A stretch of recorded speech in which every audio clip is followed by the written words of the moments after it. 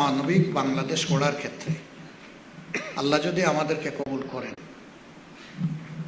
তাহলে সরকারের দায়িত্ব যদি আমাদের উপর আসে, আল্লাহ ভালো জানেন, এটা আল্লাহর ফয়সালার বিষয়। আল্লাহ তাআলার ফয়সালা এবং মানুষের ভালোবাসা সমর্থন। তাহলে আমাদের প্রথম কাজ হবে শহীদ এবং আহতদের ব্যাপারে যথাযথ সম্মান প্রদর্শন করা। এটা মুখের শুকনা কথায় চিড়া ভিজানো নয়। তারা কেউ এই যুদ্ধের ময়দানে যাননি সরকার থেকে কোনো আর্থিক আনুকূল্য পাওয়ার জন্য। তারা গিয়েছেন জাতিকে মুক্ত করার জন্য। যারা জীবনের কোনো চাহিদা ছাড়াই এইরকম গিয়েছেন, তাদের ব্যাপারে এত হিসাব নিকাশ আবার কিসে? রাষ্ট্রীয় ট্রেজারির হাত তাদের দিকে যাচ্ছে না কেন? একনাকে বিভিন্ন বাজেট পাশ হয়, এর আগে এই বাজেট কেন পাশ হলো না? আল্লাহ যদি সুযোগ দেন, আমরা কথায় নয় বাস্তবে প্রমাণ করার চেষ্টা করবো ইনশাআল্লাহ।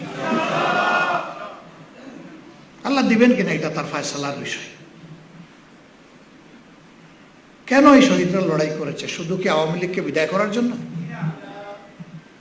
বরঞ্চ দেশটাকে জুলুম মুক্ত করার জন্য, আবর্জনা মুক্ত করার জন্য। তাহলে দেশ কি জুলুম মুক্ত হয়ে গিয়েছে? দেশে কি এখন কোনো অন্যায় অপরাধ হচ্ছে না? দেশে কি এখন খুন খারাপি হয় না? আমার মায়ের ইজ্জত লুণ্ঠন হয় না? শিশুদের জীবন কি অনিরাপদ নয়? কর্মস্থলে শ্রমিকরা কি তাদের জীবনের এবং কর্মের নিশ্চয়তা পেয়েছে? পায় নাই। আল্লাহর কসম, আমাদের রাজনীতি এই জন্য নয় যে আমরা ক্ষমতার তক্তে বসে, চেয়ারে বসে বাংলাদেশের কোন সম্পদ কিভাবে নিজের এবং শ্বশুর পরিবারের আয়ত্ত করা যায় সেই চেষ্টা করব। এই রাজনীতি আমরা করব না ইনশাআল্লাহ।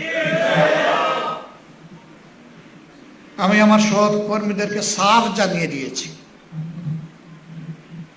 আগামীর রাজনীতিতে বাংলাদেশ জামাতে ইসলামের দায়িত্ব হবে নিজের বাবার সম্পত্তি এবং নিজের সম্পত্তি থেকে জনগণের জন্য খরচ করা। যারা সামাজিক দায়িত্বে নির্বাচিত হবেন, তারা আগে দলের কাছে তাদের সম্পদ বিবরণী জমা দেবেন, তারপরে দেশের কাছে জমা দেবেন। প্রতি বছর এই বিবরণী দিবেন, আমরা যাচাই